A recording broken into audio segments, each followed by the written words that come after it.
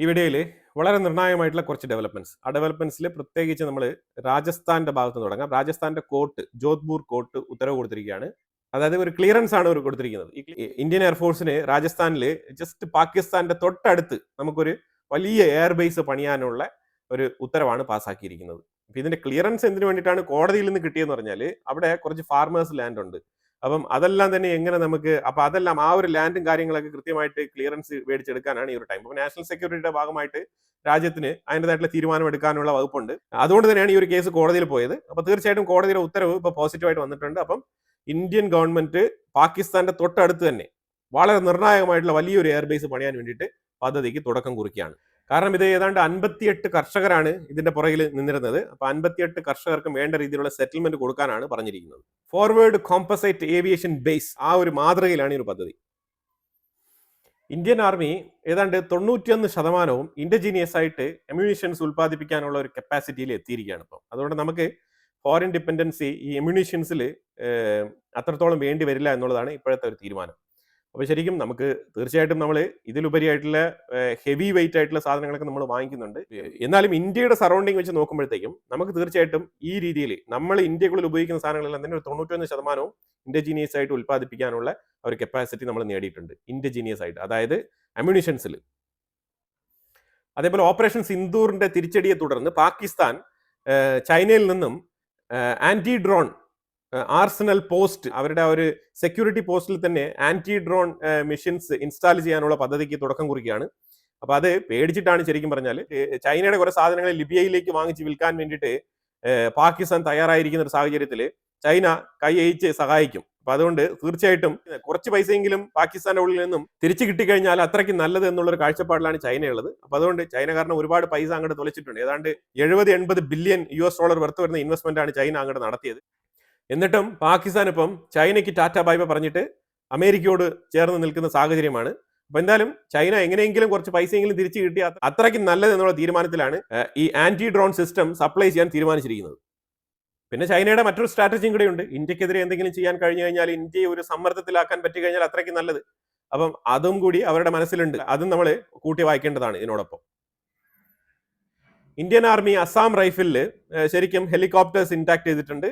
അത് പ്രധാനമായിട്ട് ഈ ബംഗ്ലാദേശ് ബോർഡറുമായിട്ട് ബന്ധപ്പെട്ട ഏരിയയിൽ കൃത്യമായിട്ടുള്ള സർവൈലൻസുകൾ ഉറപ്പുവരുത്താനാണ്. അപ്പം ഹെലികോപ്റ്റർ ട്രൂപ്പിനെ അവിടെ വിന്യസിച്ചിട്ടുണ്ട്. പ്രത്യേകിച്ചും വിജയനഗർ, അരുണാചൽ പ്രദേശ് ഈ മേഖലകളെല്ലാം കൂടി കേന്ദ്രീകരിച്ചുള്ള ഒരു സർവൈലൻസ്. അതാണ് ഇപ്പം നമ്മൾ തുടക്കം കുറിച്ചിരിക്കുന്നത്. H-1B വിസയുമായിട്ട് ബന്ധപ്പെട്ട തീരുമാനങ്ങൾ അമേരിക്ക എടുക്കുന്നത് ശരിയല്ല. ശരിക്കും പറഞ്ഞാൽ അവർ ഒരുപാട് ഡിലേ വരുത്തുന്നു. അതുകൊണ്ട് ഇന്ത്യക്കാരായിട്ടുള്ള ഒരുപാട് ആൾക്കാർ ഈ ഒരു വിസയിൽ ബുദ്ധിമുട്ട് അനുഭവിക്കുന്നുണ്ട് എന്നുള്ള ആ ഒരു കൺസേൺ ഇന്ത്യൻ ഗവൺമെന്റ് രേഖപ്പെടുത്തിയിട്ടുണ്ട്. അതേപോലെ ഇന്ത്യ ബംഗ്ലാദേശിൽ നടന്ന ആ ഒരു മൈനോറിറ്റി കൊലപാതകത്തിനെതിരെയും ministry of external affairs through spokesperson Randhir Singh Jaiswal through ഒരു സ്റ്റേറ്റ്മെന്റ് പുറത്തിറക്കിയിട്ടുണ്ട്. ശക്തമായ ഭാഷയിൽ തന്നെ നമ്മൾ ബംഗ്ലാദേശിന് കൊടുക്കേണ്ട മറുപടി കൊടുത്തിട്ടുണ്ട്. പക്ഷെ അത് പോരാ, ഭാഷയിൽ മറുപടി കൊടുത്തിട്ട് കാര്യമില്ലല്ലോ.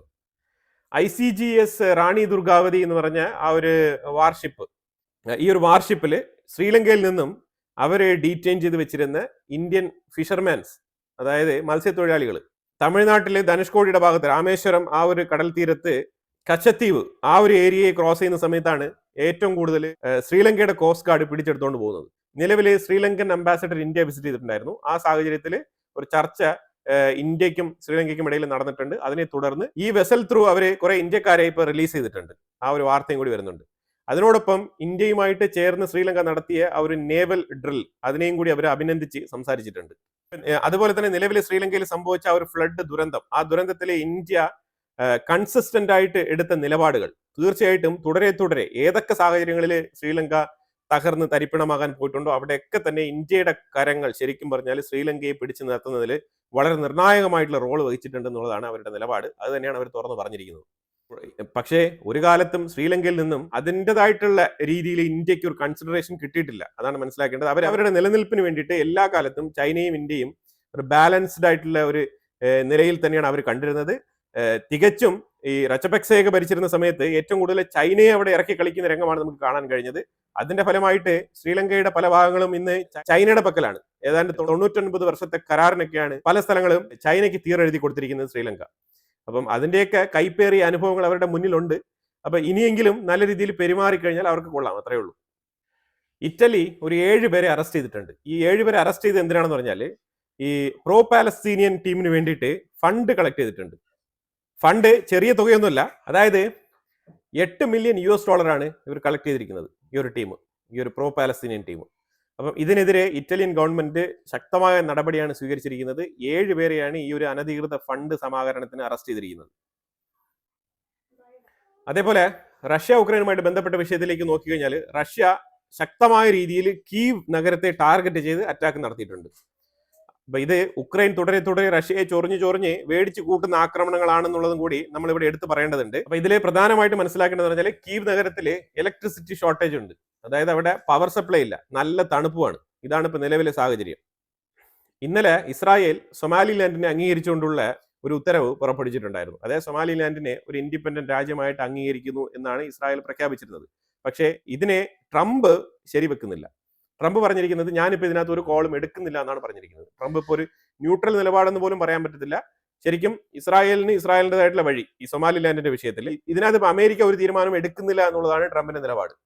ആഫ്രിക്കൻ യൂണിയൻ സൊമാലിലാൻഡിന്റെ ആ ഒരു ഇൻഡിപെൻഡൻസ് അതിനെ തള്ളിക്കളഞ്ഞിരിക്കുകയാണ്. അവർ അംഗീകരിക്കുന്നില്ല. ആകെ കൂടി ഇസ്രായേൽ എന്ന് പറഞ്ഞ ഒറ്റൊരു രാജ്യമാണ് സൊമാലിലാൻഡിനെ അംഗീകരിച്ച് മുന്നോട്ട് പോകുന്നത്. ഇസ്രായേലിന് ഇസ്രായേലിൻ്റെതായിട്ടുള്ള താല്പര്യങ്ങളുണ്ട്, അതുകൊണ്ട് തന്നെയാണ് അവർ മുന്നോട്ട് നീങ്ങുന്നത്. കാരണം ഈ ഹൂത്തികളെ നിലയ്ക്ക് നിർത്തണം എന്നുണ്ടെങ്കിൽ ഇസ്രായേലിന് അതിന്റെ തൊട്ടടുത്ത് ഒരു എയർ ബേസ് അല്ലെങ്കിൽ ഒരു മിലിറ്ററി ബേസിന്റെ ആവശ്യമുണ്ട്. അത് വളരെ വലുതാണ്. അപ്പൊ അതുകൊണ്ട് സൊമാലിലാൻഡിനെ ഒരു രാജ്യമായിട്ട് അംഗീകരിച്ചുകൊണ്ടാണെന്നുണ്ടെങ്കിൽ ആ രീതിക്ക് അപ്പം എന്ത് വില കൊടുത്തും ഹൂത്തികളെ തടയാനുള്ള ശ്രമത്തിലേക്ക് നീങ്ങുകയാണ് ഇസ്രായേൽ. അടുത്തൊരു 6 മാസം കൊണ്ട് ഹൂത്തികളെ അടപ്പിളക്കി കൈ കൊടുക്കുമെന്നാണ് മനസ്സിലാക്കാൻ പറ്റുന്നത്. ഇസ്രായേലിന്റെ നെക്സ്റ്റ് ടാർഗറ്റ് അതാണ്, യമനിലെ ഹൂത്തികൾ. അതിന്റെ ഭാഗമാണ് ഈ സൊമാലിലാൻഡിന്റെ അംഗീകാരം, കാര്യങ്ങളൊക്കെ അങ്ങനെ തന്നെയാണ് മനസ്സിലാക്കാൻ പറ്റുന്നത്. കാരണം ഇസ്രായേൽ ഗ്യാസ് പ്ലാന്റും ഇതുമായിട്ടൊക്കെ നല്ല രീതിയിൽ ഡെവലപ്പ് ചെയ്ത് കൊണ്ടുവന്നുകൊണ്ടിരിക്കുകയാണ്. അപ്പം ഇസ്രായേലിനും കൂടി ഒരുപാട് ട്രാൻസ്ഷിപ്മെന്റ് നടത്തേണ്ടതുണ്ട് ആ റൂട്ടുകളിലൂടെ. അപ്പൊ അവിടെയൊക്കെ ഹൂത്തികൾ ഇങ്ങനെ കയറി ഇടയ്ക്ക് നിന്ന് കഴിഞ്ഞാൽ ഇസ്രായേൽ ഉദ്ദേശിക്കുന്ന പോലെയുള്ള ഒരു ഗ്രോത്തിലേക്ക് എത്താൻ പറ്റില്ല. അപ്പൊ അതിനൊരു തടസ്സം തന്നെയാണ് ഹൂത്തികൾ കൃത്യമായിട്ട് ഈ ഒരു റെഡ് സീയുടെ ആ ഒരു ഏരിയയിൽ തമ്പടിച്ചിരിക്കുന്നത്.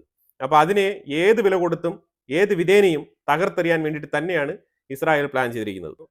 നോർത്തേൺ ഇസ്രായേലിന്റെ ഭാഗത്ത് ഇന്നലെ തീവ്രവാദ ആക്രമണം നടന്നിട്ടുണ്ടായിരുന്നു. അതിൽ 2 പേർ കൊല്ലപ്പെട്ടു.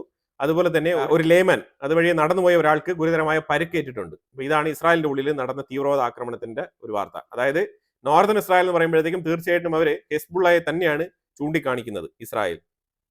അപ്പൊ ശരിക്കും ഇവർ ഈ ഒരു ആക്രമണം നടത്തിയത് ജോർദാനിലുള്ള ഒരു ട്രക്ക് ഡ്രൈവറിനെ ഏർപ്പാടാക്കി. അത് ത്രൂ ഈ ജോർദാനിലുള്ള പകുതി മുക്കാൽ പേരും പാലസ്തീനികളാണ്. പണ്ട് തന്നെ ലക്ഷക്കണക്കിന് പാലസ്തീനികളാണ് ജോർദാന്റെ ഉള്ളിൽ സെറ്റിൽ ആയിരിക്കുന്നത്. അപ്പം അതിൽ നിന്നും ഒരാളെ ഹയർ ചെയ്ത് അത് ത്രൂ ഈ ഒരു ആക്രമണം ഇസ്രായേലിന്റെ ഉള്ളിലേക്ക് നടത്തിയതായിട്ടാണ് വാർത്തകൾ വരുന്നത്. അപ്പം അവനെയും കൂടി ഇസ്രായേൽ വധിച്ചിട്ടുണ്ട്. 2 IDF സോൾജേഴ്സ് കൊല്ലപ്പെട്ടു. അതേപോലെ തന്നെ ഈ ട്രക്ക് ഡ്രൈവറും കൂടി കൊല്ലപ്പെട്ടിട്ടുണ്ട്. അപ്പൊ അങ്ങനെ ഈ ട്രക്ക് ഡ്രൈവറിന്റെ ബോഡി വളരെ സ്മൂത്ത് ആയിട്ട് ക്വൈറ്റ്ലി റിട്ടേൺ ചെയ്തിട്ടുണ്ട് എവിടെ, ജോർദാനിലേക്ക്. അതിനകത്ത് കൂടുതൽ പ്രശ്നങ്ങളൊന്നും ഉണ്ടാക്കണ്ട, നിങ്ങൾ മര്യാദയ്ക്ക് അങ്ങ് ബോഡി എടുത്തുകൊണ്ട് പൊയ്ക്കുമെന്നാണ് പറഞ്ഞിരിക്കുന്നത്.